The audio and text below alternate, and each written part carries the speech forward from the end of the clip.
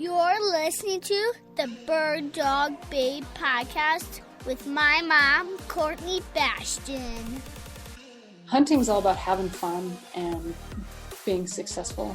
And to have a fun, successful hunt, you want to be prepared for it, because if you go into it confident and prepared, you're going to have more fun and be more successful. You'll be more apt to do it more. So when you're doing your shooting training, just get creative and try out things that maybe people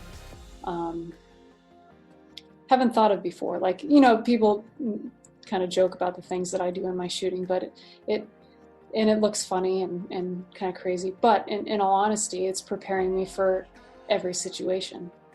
Hey, bird dog babes. My name is Courtney Bastion, and I am obsessed with all things bird dogs.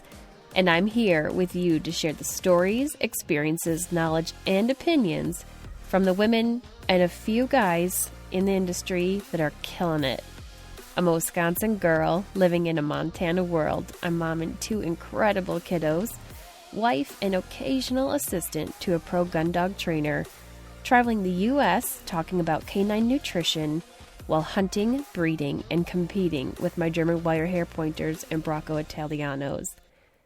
As someone who started hunting later in life because I wanted to give my dogs the opportunity to do what they were bred to do, I'm here to help inspire, educate, and connect women to get their bird dogs out in the field and experience a bond like no other.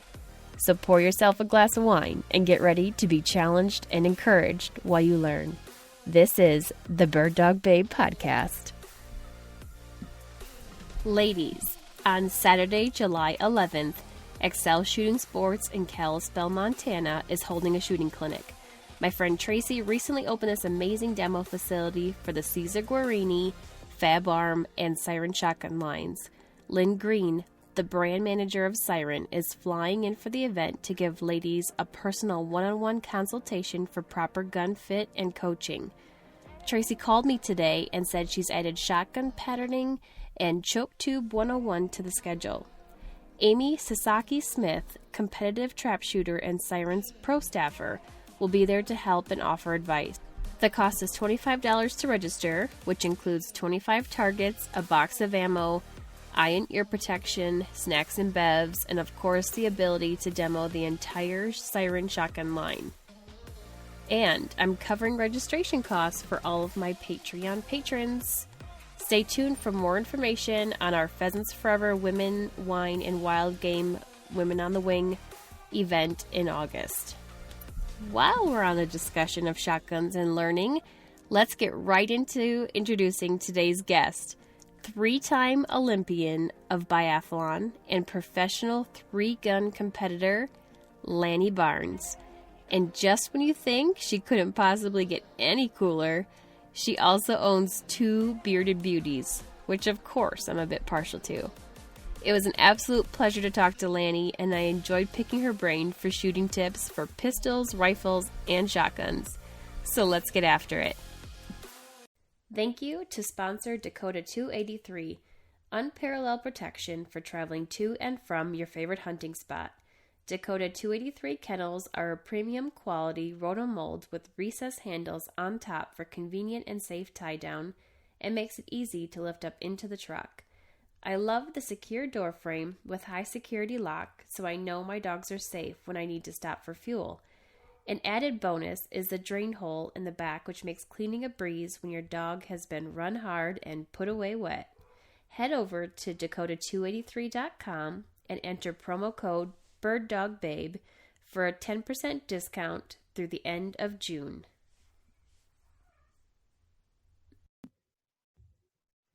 Okay, Lanny Barnes, welcome to the podcast. Thanks for having me, Courtney. I'm very excited to talk to you today. Thank you. I'm so excited to talk to you as well, and really appreciate you fitting us into your schedule today. I know you're down in Florida. I am, yeah. Hot, sticky Florida, but and you're doing some training down there. Are you training, or are you training people? a little bit of both. Doing a little bit of training courses for some law enforcement and some civilians as well, and then I'm doing some competitions of my own. Oh, nice. Yeah, 3-gun and PCC, which is pistol caliber carbine. What's that? Can you go into that? I know a little bit about the 3-gun, but what was the second one you said? Yeah, so PCC is a relatively new kind of competition that's really popping up, and people are really enjoying. It's basically a pistol caliber in a carbine rifle platform. So they take a 9mm, which is a pistol cartridge, and then they put it in a rifle so that it makes it easier to shoot. It's definitely not as accurate as a regular rifle with a rifle cartridge, but it has a lot less recoil. You can shoot it really fast. It's a lot of fun. Actually seeing a lot of women and kids jump into the sport because you can, it doesn't have a lot of recoil, and Right. it's just a lot of fun to shoot. Well, that's really interesting. Mm-hmm. It sounds like a lot of fun. So I wanted to dig in a little bit about your past first before we move forward. And so you're a 3-time Olympian of the biathlon, which I just want to interject that biathlon is the absolute coolest sport in the entire Olympics. And that is, do you want to go through a little bit about what the biathlon looks like? Yeah, absolutely. Biathlon is kind of an obscure sport, but for most people that have hunted or things like that, it's not that far off from what you actually do out in the field. It originated as a form of hunting on skis up in Scandinavia and places where they have snow most of the year. And then it became a military tactic in World War I and World War II. And then in times of peace, the militaries would compete against each other, and then boom, a while later it became an Olympic sport, and it's very, very popular in Europe. Not quite as popular here in the U.S., but it's basically cross-country skiing and rifle marksmanship, and you ski up and down hills and come into the shooting range and shoot your rifle and head out onto the course again. It's pretty exciting, at least overseas. Yeah. And so with that, if someone misses the shot, they do, like, the penalty is to ski around more, right? Like, it's instead of taking points off, or do you have the choice? Well, there's only one race where they add time for misses. Okay. And then the rest of the races, if you miss, you have to ski an extra 150 meters per miss. So that's it adds quite a bit of emphasis on making sure you hit your targets and things like that. So a little more insult to injury if you miss a target. Right. So what came first for you? Was it the skiing or was it the shooting? Well, actually, kind of both of them. Just didn't combine them until later. We grew up in Colorado downhill skiing, really young age, probably 6 or 7, and same with shooting. Our dad, his big passion was hunting and shooting, and he had 3 girls, so he obviously passed that on to us. So we started both of them at this, pretty young age, but it wasn't until high school that we actually discovered and found out about the sport, and thought, well, it's as close to hunting in the Olympics you could get, so we'll give it a go.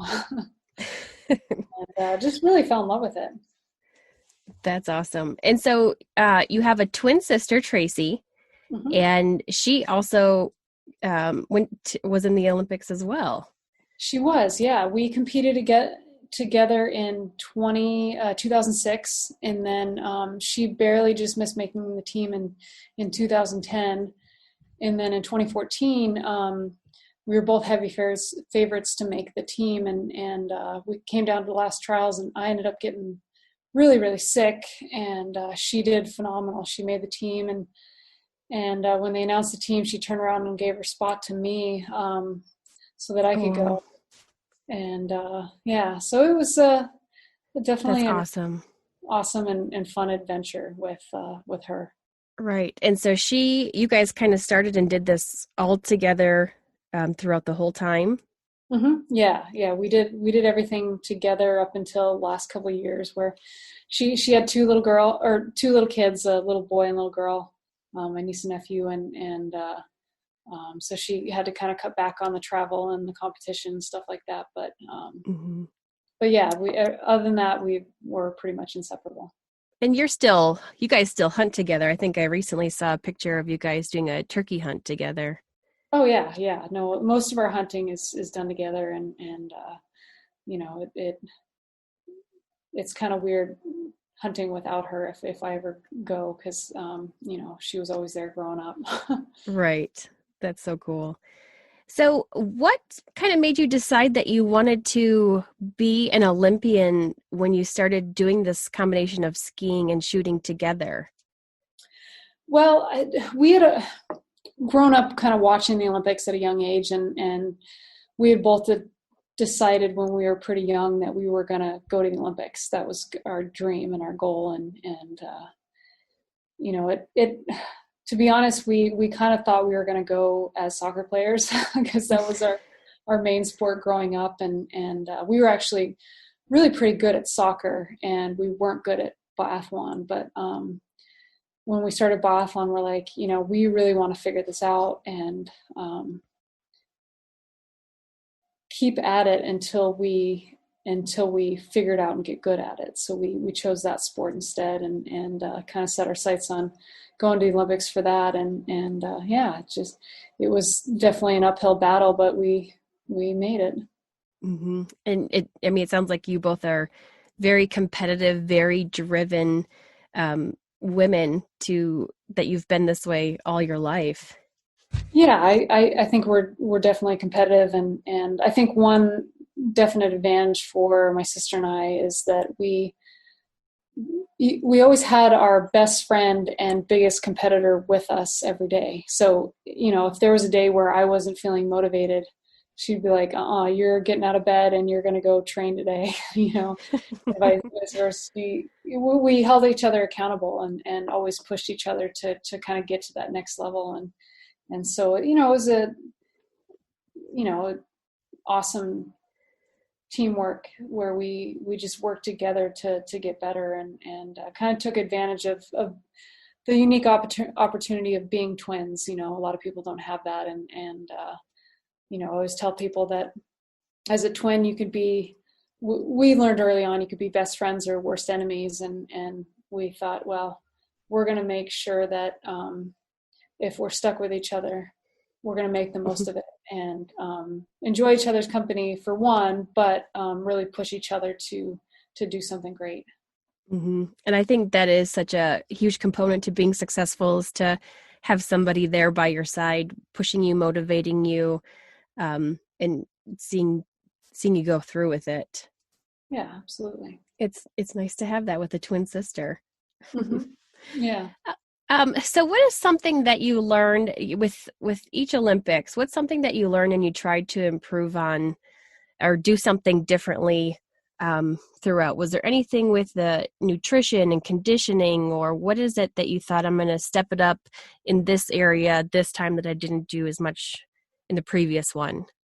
Yeah, well, every Olympics was a different and unique experience. The first one we went to, we were very green and young and just really, it was kind of an eye-opening experience. When you go to the Olympics, there's no event on the planet like it.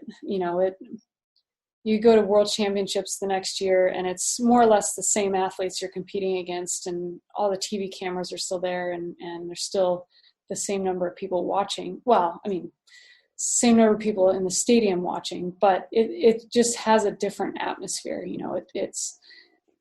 It's something very special, and because it only comes around every 4 years. And I think the biggest thing that I took away from each one is just learning how to kind of put things in perspective and focus on the things that I can control myself, as far as improving the mental game and things like that, because that's so huge in sports. And a lot of times, there's always improvements in training, both physically and with your nutrition, stuff like that. But the biggest thing to overcome is the mental aspect, I think, in all sports. So that was one thing that we really focused on year after year, is trying to improve that. Yeah. And I've heard you talk before that you're shooting at 180 beats per minute. Hmm. So normal is what, 60 to 100 maybe? Yeah, probably about that. Yeah. So I mean, there's got to be a lot going through your head. And I think when you say 180 beats per minute, like, I feel like my heart gets up to that when just a covey flies up. You know what I'm like, oh no, or just anything. And to be able to get in that mental state of staying focused, what's that like? What's your secret to how to get inside your own head when that happens? Yeah, so what you explain with the covey and things like that, that's more or less the fight or flight response. That adrenaline that you get when encountering when you're hunting or even in self-defense or competition, anything. It's the same sort of physiological response in your body. It just happens at different levels of intensity.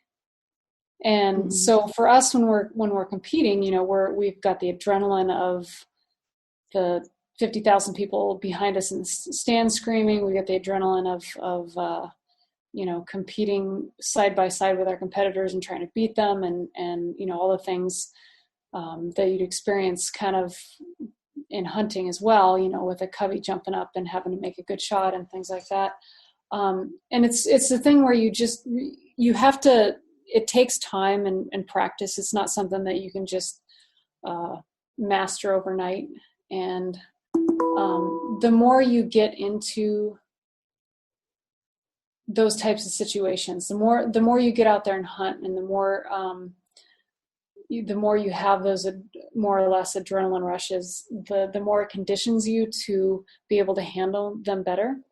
And Mhm. then there's also things like focusing on things that you can control. Like, we can't control our heart rate. A lot of us, you've heard a lot of people say, "Oh, well, I dropped my heart rate down to hardly anything." Well, you can drop your heart rate down and by a few beats, but when your heart rate's going at 180, you're not going to drop it down to 60 within a nice, comfortable, resting heart rate to be able to shoot nice and relaxed. It's just not possible, especially in the Right. time frame that you have to get the shots off. So you learn how to control things like your breathing. You can't shut your heart off, which is good because we'd all tip over, but you can control your breathing. So what we do is we'd do this thing called breathing reset, where you come in and you force as much air into your lungs as possible for like 3 or 4 breaths. And by slowing your breathing rate down, by taking really deep breaths, it kind of kicks your body into restarting the process of returning to homeostasis. And obviously it's not going to happen in that time frame, but your body thinks, "Oh, we're slowing down, we're getting back to normal." Your breathing starts going from really shallow and rapid to more controlled breathing, where you can actually handle shooting at 180 beats per minute. So you're Right. still going to have barrel movement, but you're going to be able to handle a little bit better mentally and not pass out while you're shooting. Mhm. And it's, and I just wonder, how do you simulate that in training when we're getting ready for season? Um, eh, there's no way to get that heart racing in training, or do we go for a run and then come back and start doing some Well, shooting?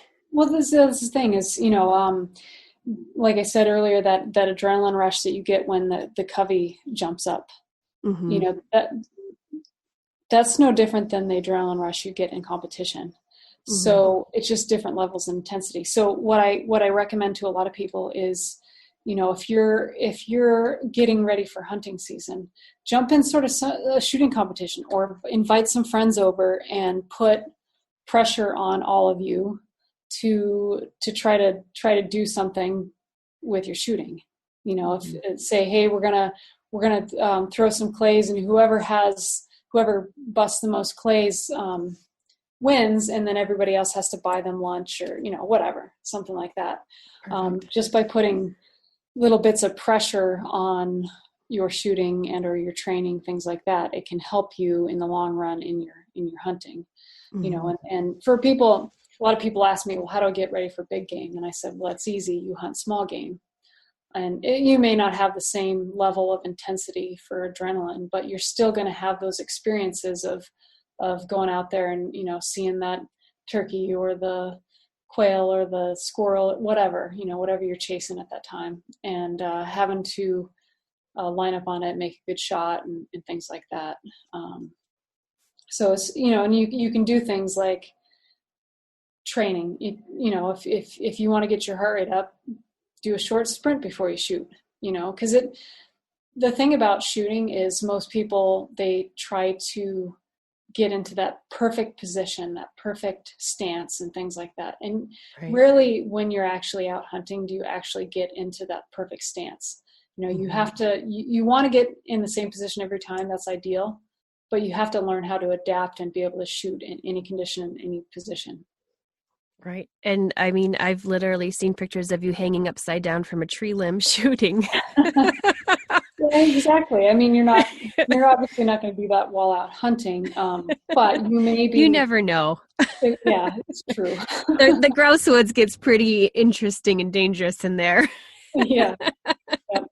But there's been times where, I mean, look at duck hunters, for example. There's a lot that duck or goose, they'll lay on their backs and, in a little blind, and then they'll pop up and shoot. The ducks or the geese as they're coming over. And how many shooters do you think actually, or hunters do you think actually practice that? I'm sure there's a few that are really hardcore that actually go out and practice throwing clays and things like that while they're on their back, popping up, engaging their core muscles to make sure they can, sit themselves up correctly. But yeah, I mean, it's all about if hunting's all about having fun and being successful, and to have a fun, successful hunt, you want to be prepared for it, because if you go into it confident and prepared, you're going to have more fun and be more successful and be more apt to do it more. So when you're doing your shooting training, just get creative and try out things that maybe people haven't thought of before. Like, people kind of joke about the things that I do in my shooting, but it looks funny and kind of crazy. But in all honesty, it's preparing me for every situation, right, that I might encounter. Right. And I found just putting myself in uncomfortable situations lately, because I've never really been great with my shot, and so I'm really trying to push myself in not only being properly fit for a gun and knowing I have that ready to go, but now, like at our NAVDA training days, I'm starting to shoot, surrounded by a bunch of guys. And that for me is completely out of my comfort zone, but it's a different kind of pressure. I think in itself, my heart rate is going a little bit higher just because I'm out of that comfort zone. And I know, maybe they're going to judge, maybe not, but it's helping me out quite a bit. Yeah, absolutely. And just doing things different.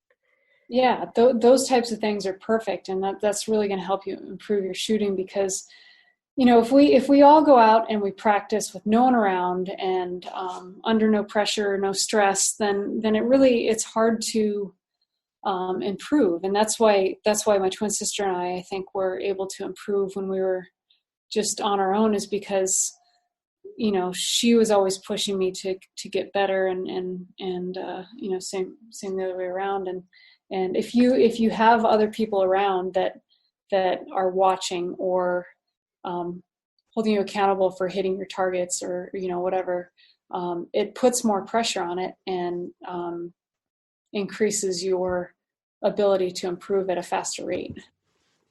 Right.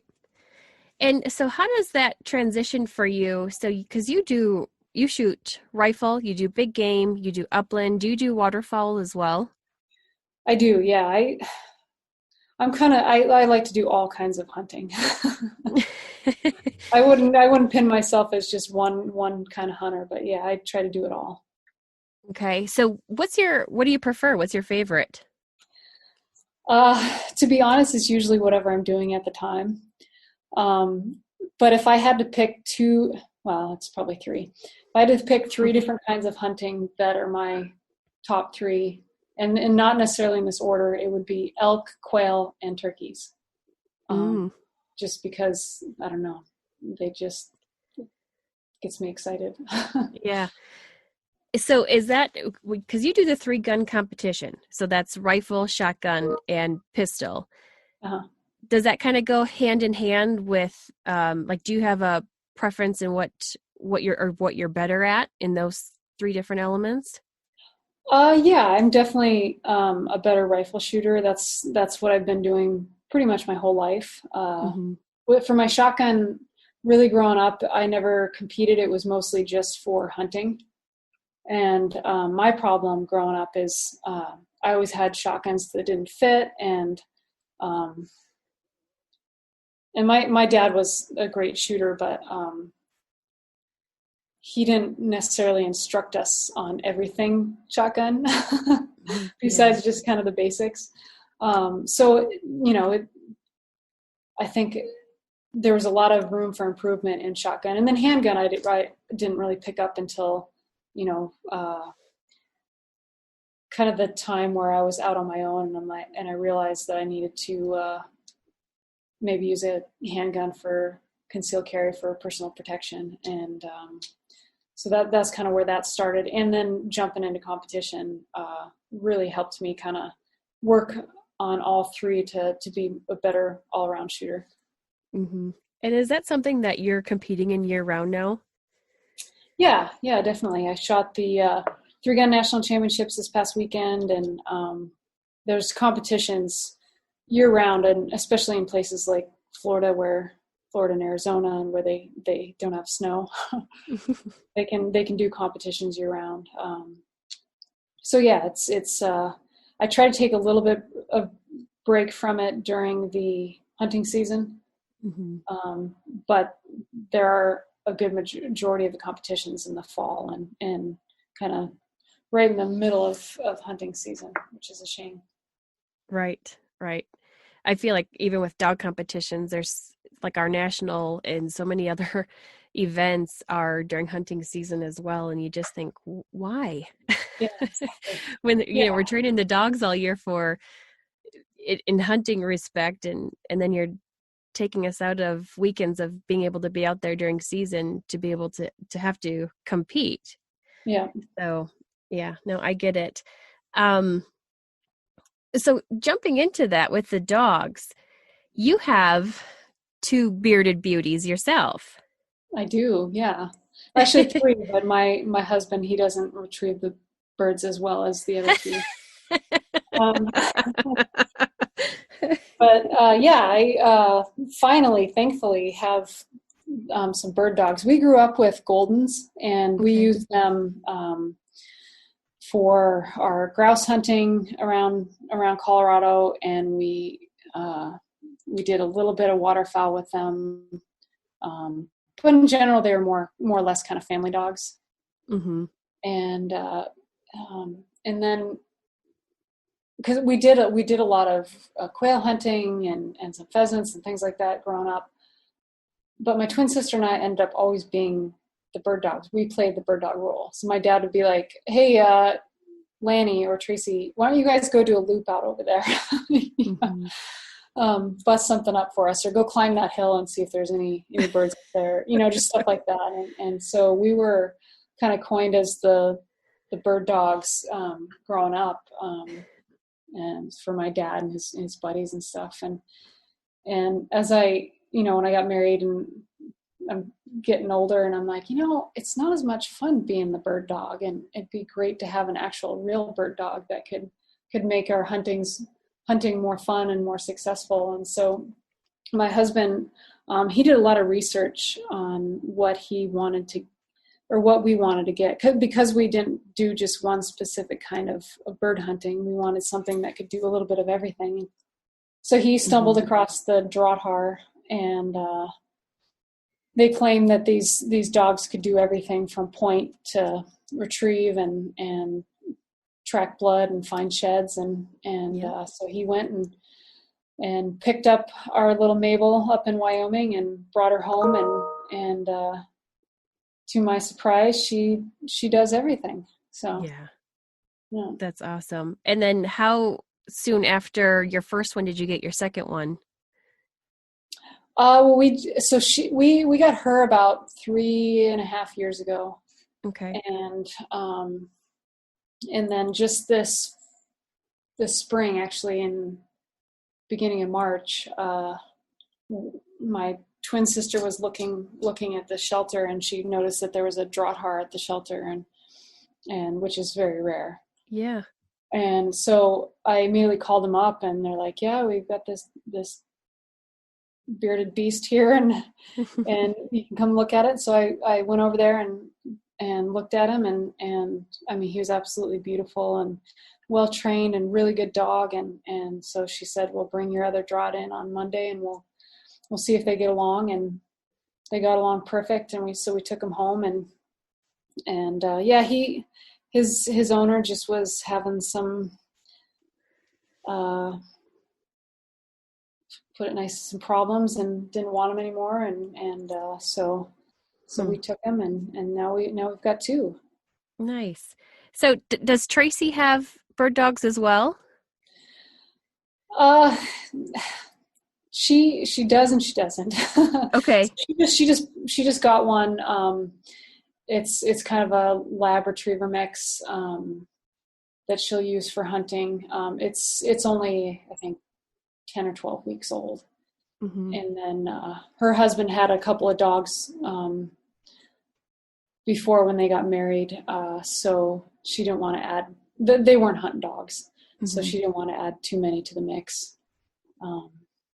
But now she's going to be getting back into getting some hunting dogs of her own, and instead of using mine or using me. Right. Do you think she'll go after the beardeds as well? I don't know. I think what she's looking for, something a little bit more family friendly, because she has 2 kids, and not that Drahthaars aren't. I mean, they're mm-hmm. absolutely phenomenal, but yeah, they're very that typical kind of one person dog, or at least ours are. Okay. Don't tell my husband this, but they've kind of attached themselves to me. Well, they probably know which one's a really good shot. Well, and they know who picked them. So, yeah. But yeah, they're absolutely great dogs, and I love them to death. But they're not as cuddly and family oriented as like your typical golden or your lab. Mm-hmm. Do you guys are they trained? Do you do the training with them yourself, or have you sent them out? No, we actually did the training ourselves. We wanted to kind of do it ourselves just to see how it'd go. And we also have a 13-year-old lab, and that my husband had before I met him. And unfortunately, she's gun shy, but he did everything else right besides that. Mm-hmm. I mean, the dog is just perfect. You can ask her to run to the barn and grab, a screwdriver, and she'll do it. And she's just a phenomenal dog. She's so sweet, and he did a phenomenal job training her. So we thought, well, if he did that good with the lab, hopefully he'll be able to do the same thing with the Drahthaars. Yeah. But go ahead. Oh, as this is going to say, that is such a tough thing with introducing dogs to gunfire, but she probably would be happy in a soundproof room when you're outside shooting, huh? Definitely, yeah. The Drahts, they want to come to the range with me. I don't want their hearing damage, but our lab, if she sees a gun, she just kind of walks back to the garage and is like, I'm good, Mom. So, yeah. Good job, but I'm not going to be here for it. Yeah. And it's surprising how many times I hear that people do gun intro with their dogs, thinking that if I go to the range and they're in the vehicle, that's a good way to do it, because so many dogs actually get ruined in that specific scenario. So Yep. it's interesting. Yeah, definitely. I think I think you should treat every dog as if it potentially could have the potential to be gun shy, because you just don't know. I mean, it seems like very few are, but you have the potential to just really ruin a dog and have them be scared for life if you don't kind of ease them into it the right way. Yeah, absolutely. I mean, same with people getting us around guns and comfortable for the first time. It's a process.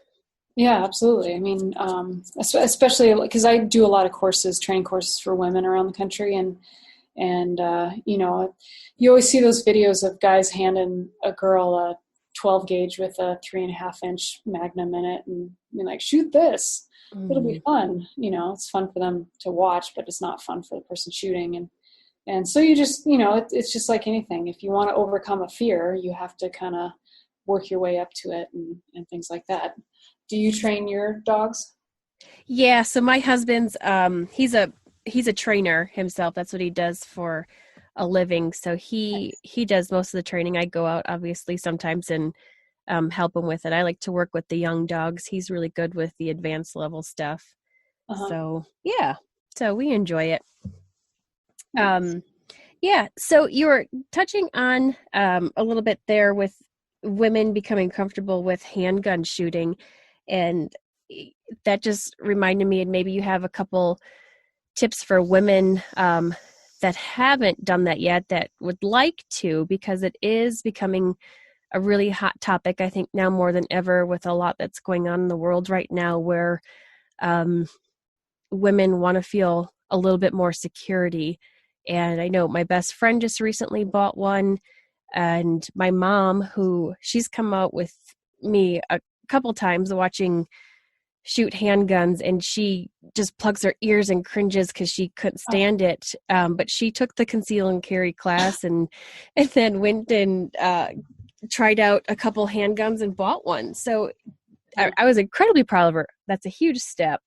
Yeah. But what is something that you can help with as far as maybe a type of handgun that would be a good starting option for women, and how to get them over that line of feeling a little bit more comfortable with at least giving it a try?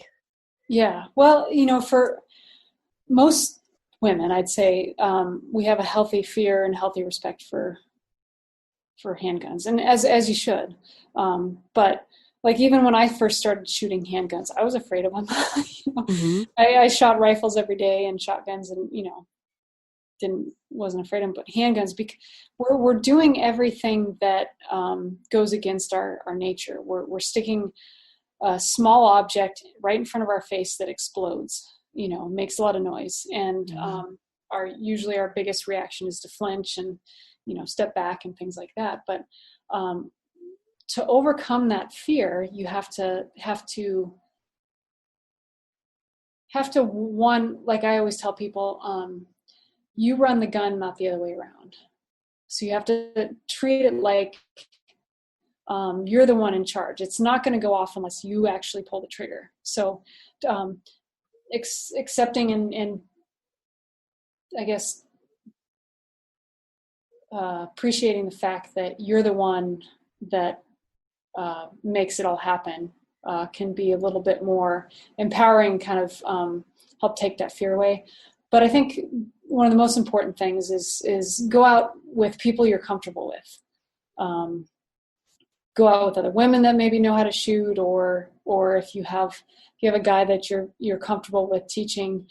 Sometimes your significant others are hard to listen to at times, even if they have the best intentions. So there's plenty of women's organizations out there that are offering courses for shooting, and I definitely recommend getting into that, because then you're with another group of women who all have the same fear and all have the same anxieties, and you can help overcome that together. So it kind of that brings the camaraderie and things like that into play. And two, start out with something small. Don't jump into a hand cannon. Know what you're squeezing the trigger on. Start out with 22, and something that doesn't kick, and then work your way up to higher calibers. I also recommend for women to double muff. Put in foam earplugs, and then put on earmuffs as well. That helps cut down on the sound, so it's not quite as scary. Okay. Little things like that can make a huge difference. Mm-hmm.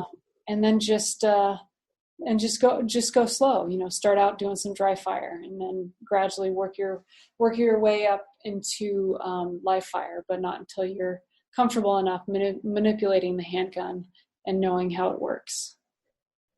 So. Okay.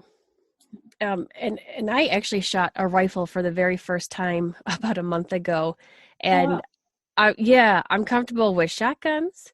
I could shoot any of those, and I could shoot handguns, but I can't tell you what I felt before I pulled the trigger on that rifle. It was very intimidating. Heart was racing, and so it's a step between each different firearm and that comfort level. Mm-hmm. But you're right. Ear protection is a must. I think that helps with a lot of it, and having somebody with you, coaching you, helping you, is even better.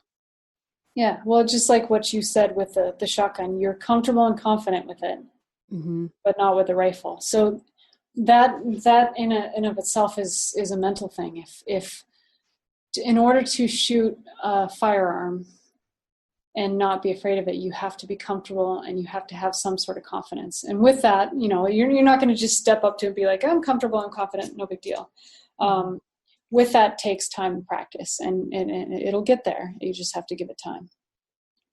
Right. So with shooting a shotgun, what are a couple practice techniques that you can share with us that could help with our upcoming season? I think the most important thing is how you mount your shotgun. Getting it into a good position on your shoulder. Because if you don't get it into that good position on your shoulder, mm-hmm. your head's going to be off, your hand position is going to be off, things like that. So that's really what I focus on. The feet, everything else can be different and should be different. You should be practicing shooting from different positions, kneeling, sitting, laying on your back, leaning around a tree, off balance, stuff like that. But getting that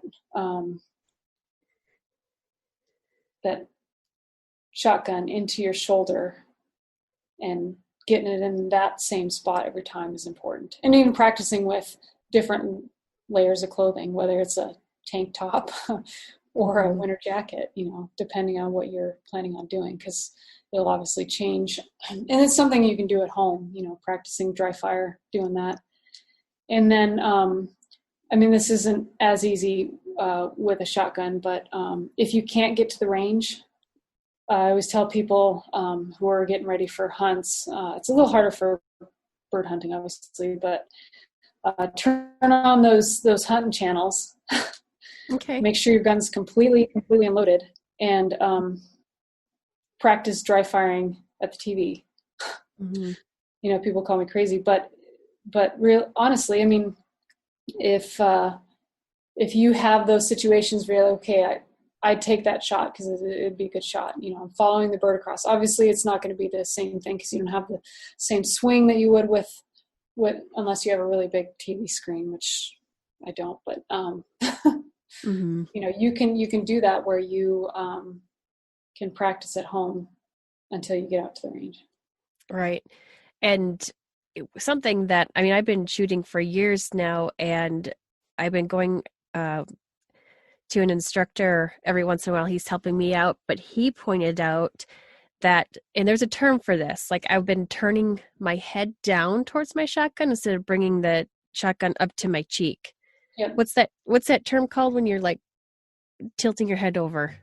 I can't remember what it's called, but basically, It's the same concept for pretty much all your firearms. When your head is perfectly straight up and down, like you're walking and you're looking straight out at something, that's when we have our best eyesight. That's when our eyes can see things the most clearly and can process everything a lot better. But when we tilt our head or our neck and things like that, it changes our perspective, our balance, and a lot of different things. And so we definitely don't process what we're looking at the same.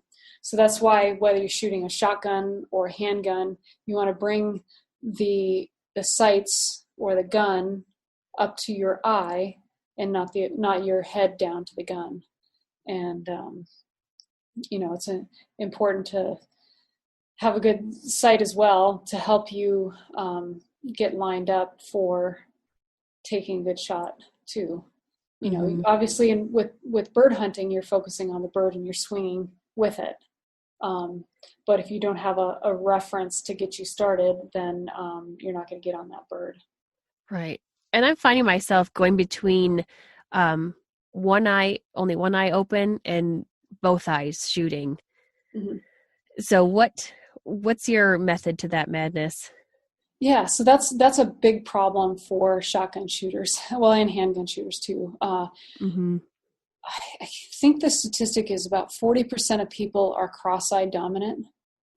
Okay. So there's a good majority of people that they're right-handed, but their left eye is dominant. So that makes life so difficult when you're shooting a shotgun or a handgun, because when you're mounting that shotgun with your right hand and looking down with your right eye, your left eye is going to take over, and you're going to either see double or you're not going to see a correct sight picture.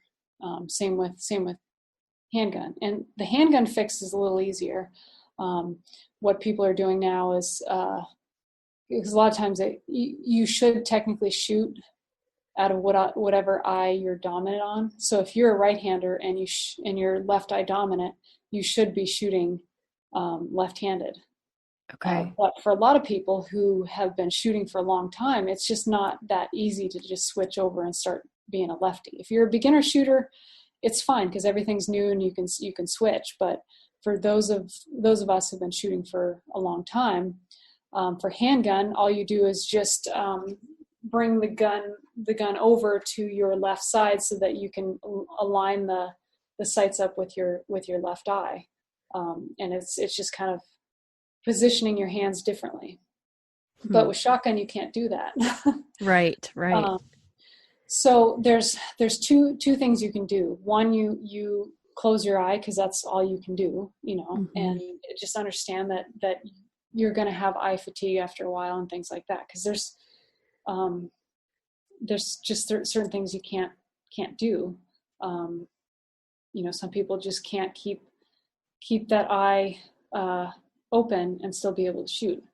Or there's a site called the for high-vis that helps with eye dominance issues, and basically the way it's lined up is that if you're looking out of your right eye and it's not lined up, you won't see the bright fiber. Mm-hmm. Like if your left eye takes over, you're doing it wrong. So it basically trains your eye so that you can see that bead. Wow, that's incredible. It's really kind of a cool idea. Not many people know about that site, but it's called the Magni Hunter. Okay. And basically it's a longer tube so that, and then the fiber starts partway down, so that if you're looking and everything's lined up perfectly with your right eye, you're going to see it. But if your left eye is taking over, all you're going to see is black at the end of your barrel. Mm-hmm. So it really helps train that eye so you can, so you can overcome that. Very cool. What about, so we were talking earlier about the covey rise. So we have 2 seconds to make a decision when they get up. What do you suggest is the first thing that we concentrate on, that we think of in those first 2 seconds?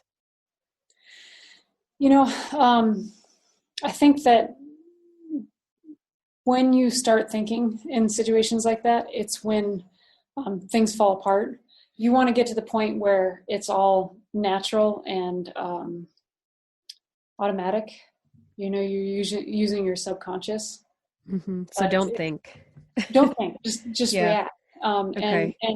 But the problem is a lot of people don't do enough training to get to that point where they can. It's just like breathing. We don't have to think about breathing, but when we do, our breathing gets erratic and weird and things like that. And the same should be for when a bird pops up. It should be so automatic for our brain to think, okay, I'm gonna take this bird, I'm gonna do this, I'm gonna whatever, that we shouldn't have to think about it. And with that comes time and practice and things like that. That's why Drahthaars is important. Getting out and training is important and things like that, because a lot of times if newer hunters, newer shooters, if a covey jumps up, you get so frustrated and frazzled that you may not be ready, and the birds may get out of range before you even get your gun up, Right. Things like that. So it's just a matter of training that mind and your body to just be ready for that situation. A lot of people have said to pick out a bird in there. My husband even made the comment the other day of lock eyes with the bird. I'm like, lock eyes with the bird? That I don't get it. I mean, what do you aim for one specifically, or are you just trying to tell us, like, just kind of stay mindless and just go natural and just shoot in the area? Yeah, well, and that's a very good point. My dad says the same exact thing. And when I was a kid, I really didn't know what he was talking about, looking, staring him down the eye. And then I finally realized that he was right, because I had a tendency, when I was a kid, I'd just get so excited that I'd flock shoot. I wouldn't pick a bird, and I'd just, I'd get so excited, and they'd all get up, and then I'd just shoot, and I wouldn't get anything because I wasn't focusing on one bird.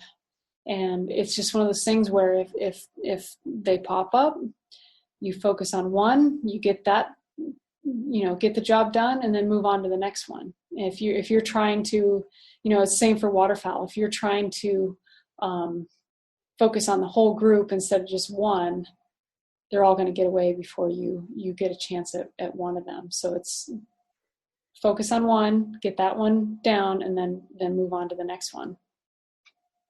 Yeah, I mean, I love your mentality there, because I'm like, if I can get one down, I'm good. And you're like, oh no, I'm going for the next one. You got 2 bullets in there. You're probably putting 2 down every time. Well, no, not always. But that's the idea. Is if you can't get one if you're focused on 2. Mm-hmm. You can't get one if you're focused on 6. So and it's really a hard thing to do, but you really have to focus on 1 in order to get 2. Okay. Yeah. Because you can't get 1 until you get, or you can't get 2 until you get that first one. You may get lucky sometimes, but honestly, you just need to focus on 1 and then move on to the next one. Yep. So you said quail hunting was your favorite as far as upland. Yeah. Where are you doing quail hunting at? Down in Arizona. Okay. We started going down there down near Phoenix when we were kids. We'd do a soccer tournament at Thanksgiving, and then we'd hunt quail for a week, and so much fun. Like just running around in the beautiful desert, chasing those gamble. They're so fast and they're so much fun. I've heard that. Yeah. When you're traveling for hunting, do you take your dogs with? I do, yeah. Well, unless it's like elk hunting or something like that. But right. when we're bird hunting, Mabel's been down with us to Arizona, and luckily the places we hunt aren't really bad for cactus. I mean, there's cactus but there, I mean, we have cactus all over our property in Colorado too, so she's used to that. But it is important, if you have a dog that isn't used to cactus, you really have to be careful, because they can really hurt themselves if they don't know what they're doing in it. Sure. Are you putting boots on her then? We have before, but Okay. like I said, the majority of the places that we're hunting in, they don't have a lot of cholla, or I can't remember what those other little things are called. Like down in Texas, they have some places where there's these little burr things that get caught in their feet. And I haven't hunted her down there, but if I ever did, I'd put boots on her, because they, they just, it'd be torture for her. Mm-hmm. And then there's times in the winter where, if the snow's really sticking to her pads, and in between her feet, if it's that kind of snow, a little more moisture content, we'll stick boots on her so that her feet don't get hurt from the snow. Mm-hmm. So this will be your first season hunting with 2 dogs at a time then, right? Yeah, definitely. Yep. Cool. It's a different experience from having 1 to 2. I know. We're really looking forward to it. 1, having them work together, and then 2, because especially when we go down to Arizona, Mabel can only realistically hunt for a couple hours, and not that she couldn't or wouldn't hunt longer, but it's just not fair on the dog to run her into the ground. So we could switch them out a little bit more often, so that they're staying fresh and rested, and not getting hurt in any way. Right. And now that you're competing in 3-gun, I mean, you're still staying probably not as fit as you were when you were training for the Olympics, but you still have a conditioning regimen going right now, don't you? I do. Yeah. I train quite a bit. And part of that is I do still teach courses in military and law enforcement, and I want to, I got to be able to keep up with those guys. So, right. But at the same time, most people that know me well enough know that everything I do is to stay in shape for hunting. Right. Especially elk hunting. Yeah. Oh, no kidding. Yeah. Are you conditioning the dogs as well right now that we're like about, what are we, 10 weeks from, I don't know when season opens for you guys for birds in Colorado, but here it's September 1st in Montana. Yeah, it's the same in Colorado. Okay. Are you doing any conditioning with the dogs to get them in shape? I am, yeah, because they, I can tell when Mabel gets out of shape, especially when I'm traveling and on the road and stuff. But I guess the one not great, but the one good thing about being home during this pandemic for the last little bit was I was able to get more training in with Mabel and Mosley, the new guy, and they enjoyed it more too, because they were able to get out more, and we have 90 acres and we put trails all over it, and yeah, it's important to keep those dogs in shape, because when it comes to hunting season, if you can't expect yourself to go out there and just run up and down all the hills and feel great and fine and everything. It's the same for the dog. If you don't keep them in shape, it's dangerous for them when they get to hunting season, because they're the kind of animals that they'll go and go and go and go. Just because they love it so much, and they want to do great things for their people, right? But it's important to keep them in shape, because it's not fair to them to keep them cooped up and not ready for the work that they'll be doing in the fall. Right, and I found with the Drahts, they're a heavier bone dog. They have the double coat, so they don't really take heat as well as some of the other versatile breeds do, like the Vizslas or the short hairs. So we push our wire hairs quite a bit more in the conditioning area, just because of that they already have, whether they're the solid liver color or if they have the black, they take it even worse than what like a lighter ticking coated colored dog would do in the field. So yeah, absolutely. And carrying lots of water with. Yeah, I know. I mean, the last dog that our family had, a golden, when I was training for the Olympics, whenever I took her out, it was like I was really just carrying water for her. I'd never get a sip of my own water just because I felt so bad for that dog and made sure she had enough water. But it's the same for our Drahts. When I go out, I always make sure that I have plenty of water for them, or I'm running in places where there's streams and lakes and ponds and stuff that they can jump in every little bit and cool off. Because it's a lot of people, same with biking. There's tons of people in our town that take their dogs mountain biking, and that's fine if you want to do that. But I don't do a lot of mountain biking with our dogs because it's such a hard pace, and the way a dog's physiology is set up, they don't, like, we get recovery on the downhills mountain biking, but they don't. Yeah. There's still a lot more pressure on their joints. Yeah. And so it's really hard on them. And plus, they're burning a lot more. They're needing more water and so I just try to be careful what I do with them so that you don't end up hurting them. Mm-hmm. You probably have the most spoiled dogs with how good of a shot you have.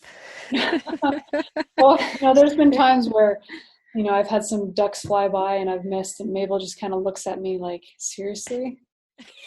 You just missed those. So really? I love it. Yeah. Dogs, they humble us so nicely, don't they? They do. They have a way of doing that. I'd rather have my dog do it than my husband, though. Yes, I agree. I agree with that. All right, shotguns. So I'm assuming you're shooting a different shotgun than what you use between hunting and competition shooting. Or are you using the same? Actually, no, I'm using the same. And the reason why I am is because I figured if I'm putting as much time into that gun competing with it, I might as well use the same platform when I'm out hunting so that I'm more successful. Obviously, I take the extended tube off and put the plug in and everything like that. That's the only thing I change on it. But okay. But yeah, I shoot a Beretta 1301, and I absolutely love it. It's the first shotgun I've ever, because I'm 5'3". Mm-hmm. So majority of shotguns don't fit me. Right. They're too long. And it's the first shotgun that I picked up, and as soon as I mounted it, I'm like, wow, that's awesome. It fits, it's perfect, and it has a lot less recoil than most shotguns, and it's just a good all around shotgun. I've competed with it in 3-gun where you're throwing it in barrels. We're so abusive on our poor guns, right? And then same with hunting. I don't treat things nicely. Like I would never take one of those really expensive guns in the shotguns in the woods with me because I'm just not easy on things. I'm running through brush and crawling and, falling down on the rocks and just, I'm not easy on things. And that gun luckily has been great in everything, in all conditions, all weather. So I use it for competition and hunting. Nice. And so is that a 12 or a 20 gauge? It's a 12. Yep. Okay. And you're using that for waterfowl and turkey as well? I am, yeah. The only unfortunate thing is it doesn't hold 3.5-inch shells, but Fiocchi has some good 3-inch shells for turkey that I use. So, you don't really need a 3.5 if you shoot well enough. So yeah, I use it for turkey, quail, pheasant, grouse, waterfowl, and then competition. Okay. What have you found is the most difficult bird to shoot?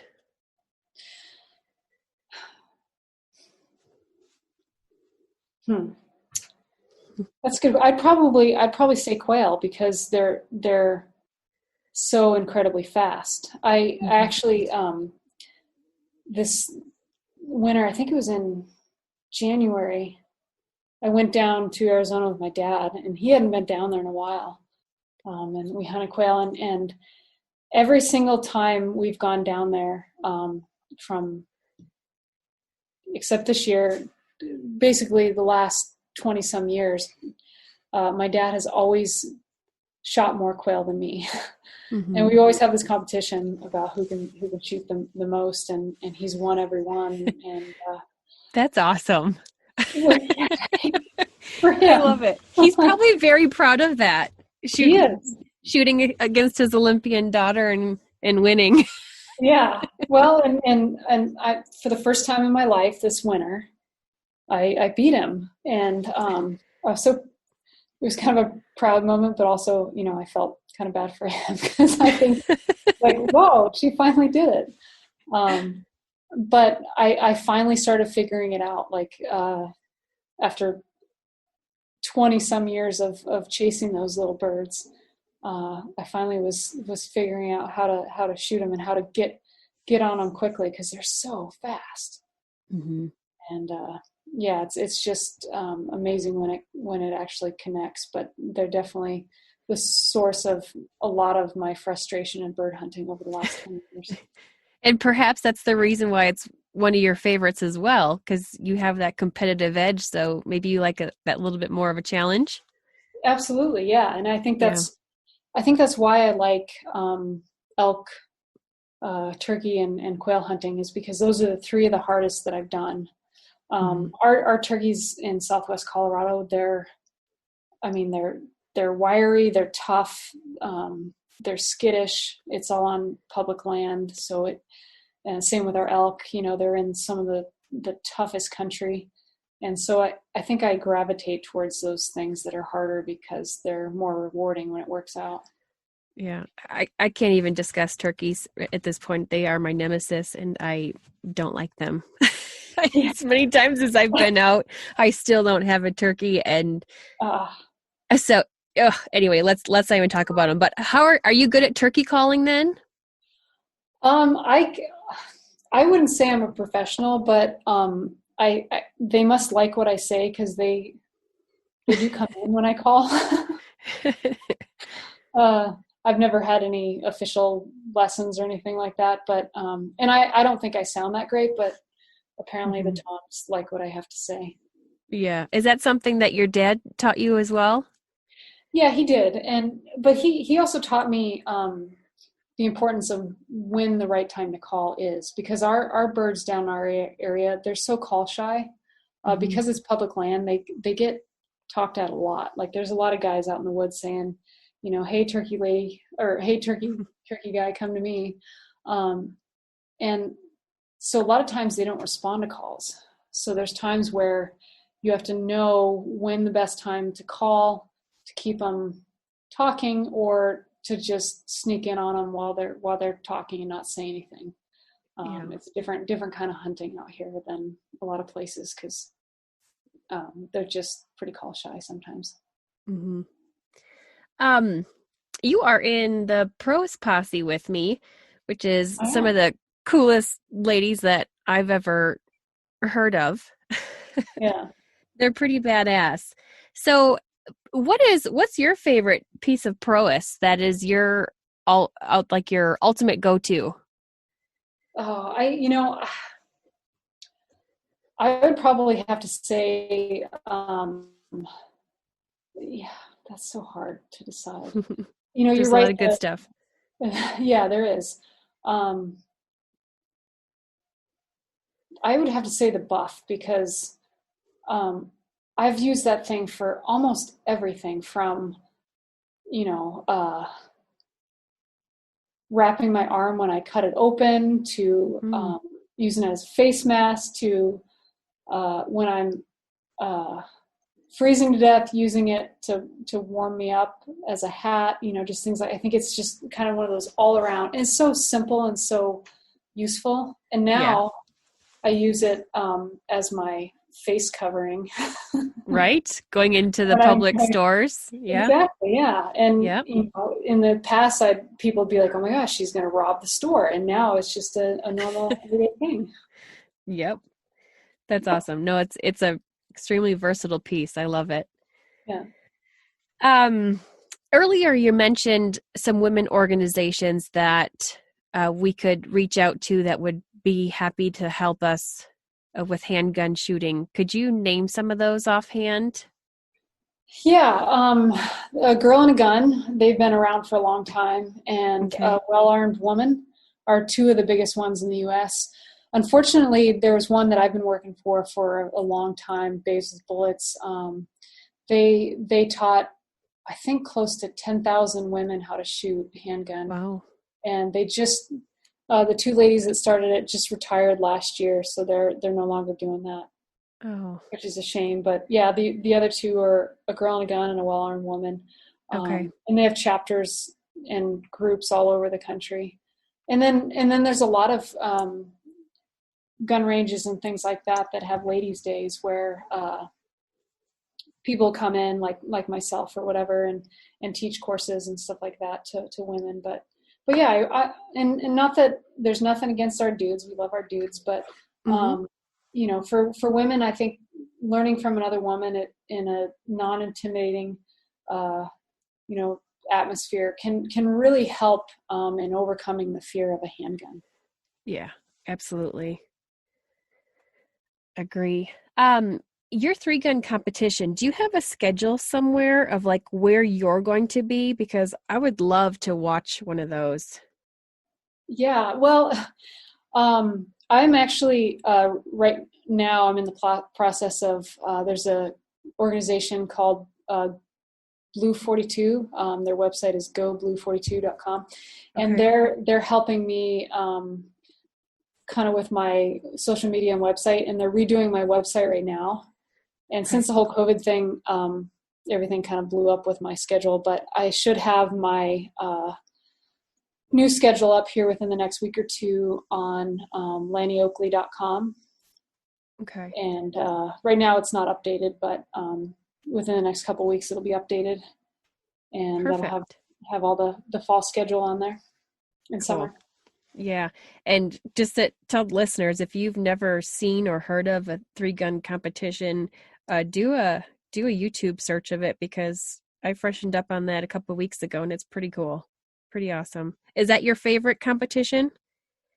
I don't know. I think that there's so many fun ones out there. I absolutely loved biathlon when I was doing it, but it was a different kind of fun. It was more of a grueling, painful, I survived this, I'm still alive kind of fun. And 3-gun is just, I always tell people, if you're thinking about getting into 3-gun, but I'm warning you now, you're going to get addicted because it is so much fun.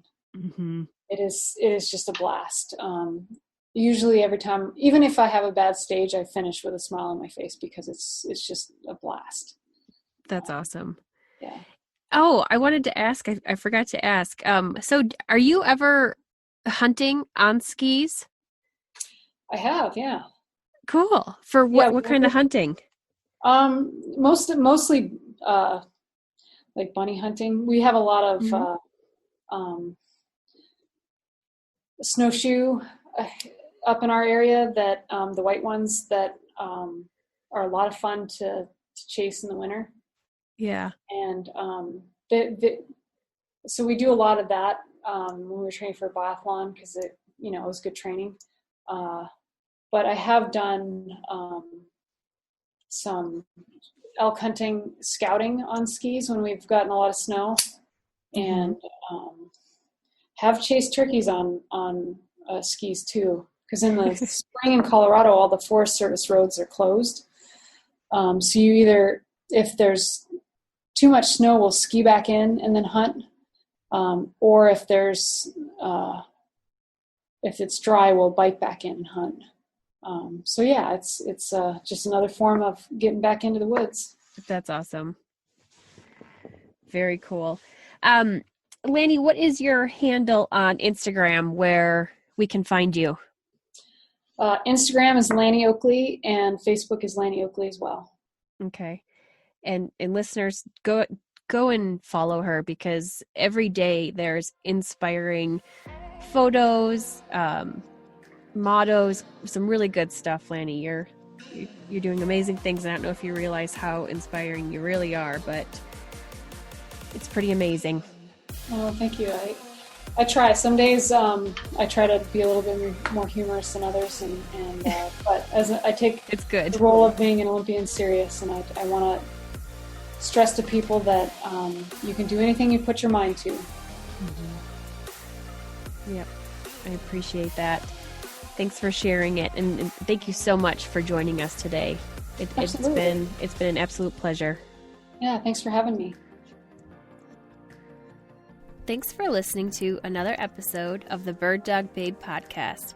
If you enjoyed this episode and learned something from the content, please share it with your friends. Please subscribe, rate, and review this podcast on whichever platform you're listening from.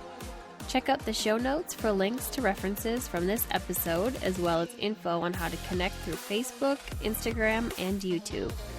If you're loving this podcast and want to support the production and content, please consider becoming one of my Patreon patrons. Being a patron connects us more on a personal level, where I'm able to help answer questions and give advice. My husband William and I have bred, owned, and trained AKC Master Hunters, Field Champions, NAVDA VCs, and AKC Show Champions. We're excited to not only share what we've learned, but also listen from previous and future episode guests for additional content. Go to patreon.com/thebirddogbabe and $5 per month and you're in. And as always, 2% goes to conservation. Until next week, bird dog babes, keep them versatile.